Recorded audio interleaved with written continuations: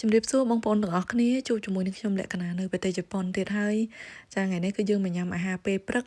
នៅសួនកាឡាបនៅតំបន់ដែលនេះខ្ញុំរស់នៅហ្នឹងបើកឡានមកតែ5នាទីទេយើងចូលមកទីនេះគឺ free ហ្មងចាមកដល់ឃើញផ្កាកាឡាបឡើងស្អាតស្អាតចាអូយឡើងស្រស់ស្រាយដូចឋានសួគ៌ផ្កាកាឡាបអញ្ចឹងសិតតែផ្កានេះគេហៅ American Dog គឺជានំដូណាត់ខាងក្រៅហើយខាងក្នុងគឺមាន hot dog ដែលនាងខ្ញុំចូលចិត្តញ៉ាំពីអ្នកស្វាមីហើយនឹងនំប៉ាវដែរប៉ុន្តែនំប៉ាវថ្ងៃនេះគឺមានតែមួយទេអញ្ចឹងហើយក៏ចែកគ្នាញ៉ាំទៅស្វាមីនាងខ្ញុំក៏ដឹងថានាងខ្ញុំចូលចិត្តញ៉ាំនំប៉ាវហើយយើងបានសន្យាគ្នាថាអូរដូវផ្ការីកចាផ្កាកន្លាបឆ្នាំនេះគឺយើងទៅញ៉ាំអីអង្គុយមើលផ្កាកន្លាបទៀតហើយចាព្រលឹមឡើងមកដល់ឡើងត្រជាក់តែប៉ុន្តែអាកាសធាតុប្រែទៅជាក្តៅម្ដងម្កាលវិញហើយនឹងប៉ុន្តែដោយសារតែខែនេះមានភ្លៀងមានអីហើយនៅជប៉ុននេះចាសិតតែភ្នំអញ្ចឹងហើយអាកាសធាតុត្រជាក់ដូចយើងនៅខាងមណ្ឌលគិរីរតនគិរីអីអញ្ចឹងណាបងប្អូននេះផ្កាគេដាំតាមរបងឈើហើយផ្កានេះមែនតើណាមិនមែនជ័រទេចាពិតពិតបោះគេហ្មងឡើងឈ្ងុយ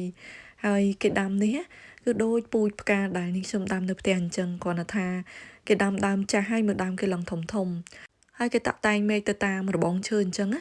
ចាឡើងមានរបៀបរៀបរយហ្មងហើយចេញមកផ្កាសុទ្ធបដ ாய் នេះបើយើងតនេអង្គុយតាក់តែងមែកដូចគេល្អមែនតែនខែត្រជាក់នៅតែដើមសុទ្ធអត់មានស្លឹកអត់មានអីទេ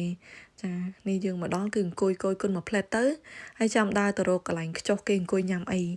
នៅទីនេះគឺមានដាំផ្កាកន្លាបនេះ Angela ដូចនៅផ្ទះនេះខ្ញុំអញ្ចឹងណាបងប្អូនមើលទៅឃើញច្រើនមែនតែនគ្រាន់តែឥឡូវនេះគឺផ្កាចាប់ផ្ដើមរុះរោយស្ទាប់ចុះមកហើយចាមិនខុសអីពីផ្កានៅផ្ទះនេះខ្ញុំជ្រុះដែរមើលទៅដូចជាកំរាលព្រំផ្កាកន្លាបអញ្ចឹងណាដើរមើលបដានេះខ្ញុំចាប់ផ្ដើមរៀងតិចប៉ុន្តែសំណាងថ្ងៃនេះគឺពាក់អាវរៀងក្រាស់មកដែរ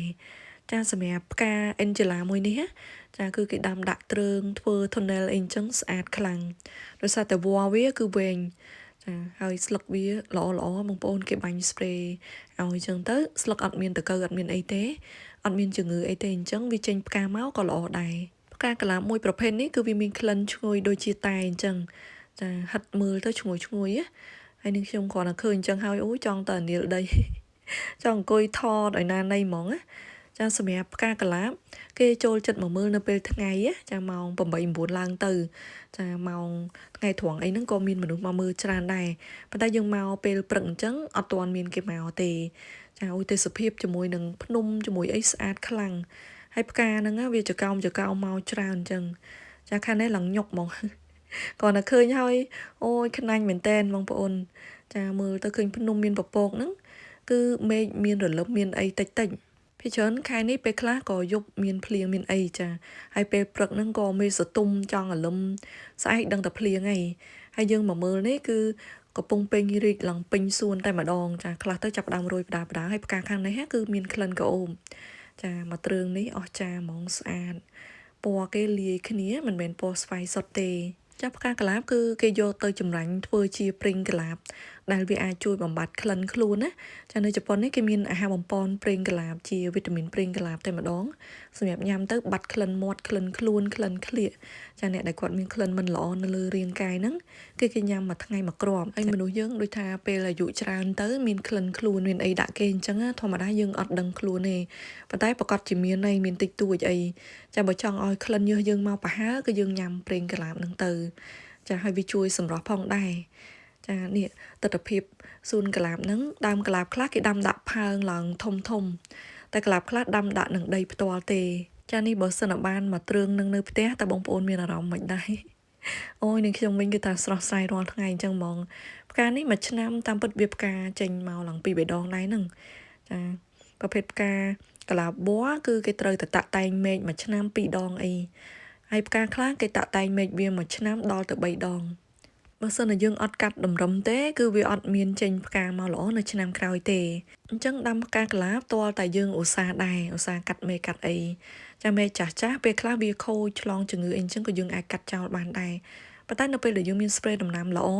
មែកចាស់គឺនៅបានយូរហ្មងមើលម្ដុំនេះអូឡើងច្រើនហ្មងបងប្អូនអើយ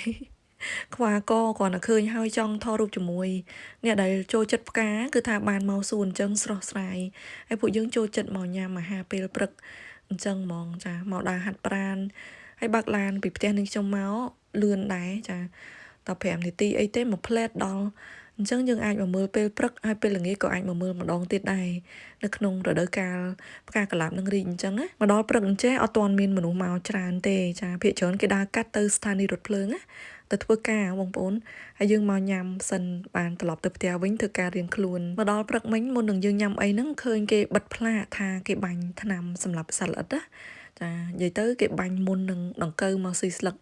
ការពារស្លឹកនឹងឲ្យដុះល្អគឺវាចិញ្ចឹមឬបានល្អឆ្នាំក្រោយចេញផ្កាមកល្អទៀតអីបើសិនជាអត់បាញ់ទេចាក្រោយពីផ្កាទាំងអស់នឹងសពូនអស់ទៅគឺមានមេអំបៅមកច្រើនមកទុំបងប្អូនធ្លាប់ឃើញតើផ្កាកុលាបអត់ចាគឺច្រើនមែនទែនបើសិនអត់បាញ់ការពារអត់បានទេហើយនេះផ្កាកុលាបក៏អុបជាងគេហ្មងនៅក្នុងមួយសួននឹងទាំងអស់ឃើញតើផ្កានឹងមួយធំជាងគេស្អាតជាងគេហើយក៏អុបជាងគេបង្ហាញជូនប៉ុណ្ណេះអត់ទាន់អស់ស្អាតទេបងប្អូននៅវីដេអូក្រោយទៀតមានផ្កាពូជផ្សេងដែរមានពូជ Jasmina ពូជនឹងក៏អុបប្រហើដែរចកោមហើយពណ៌គេស្អាតកុលាបវល្លិកុលាបអីចានេះអូយមកទ្រឿងនេះស្អាតខ្លាំងហើយនេះខ្ញុំចូលចិត្តមើលអញ្ចឹងទេសភាពនៅក្នុងទីក្រុងដែលនេះខ្ញុំរស់នៅមកនៅទីនេះអូយដូចនៅឋានសួគ៌ផ្កាកលេចទៅណាក៏ផ្កាដែរដល់ខែផ្កាធូលីបគឺធូលីបផ្កាកុលាបគឺចេញកុលាបមកអញ្ចឹងហ្មងហើយរយៈពេលដែលយើងអាចមើលឃើញផ្កាកុលាបរីកស្អាតស្រុកគ្នាអញ្ចឹងចាប្រហែលជាមួយសប្តាហ៍ទៅ2សប្តាហ៍អីទេបើយើងមកលឿនពេករីកអត់ទាន់អស់ក៏អត់សូវស្អាតចាមកយើងយឺតរួយអស់វិញលែងសូវស្អាតវិញហើយមកប៉ុណ្ណេះចាត់ទុកថាល្មមឯងរីកចង់អស់លីងនេះខ្លះទៅក៏ចាប់ដើមសពូនទៅបដាពេញរីកស្អាតខ្លាំងមែនតើហ្មងចាបើសិនបងប្អូនចង់ទស្សនាភាពបន្តអាច share វីដេអូនេះចេញនិងទទួលបានភាពបន្តហើយចាយើងជួបគ្នានៅវីដេអូក្រោយទៀតជម្រាបលា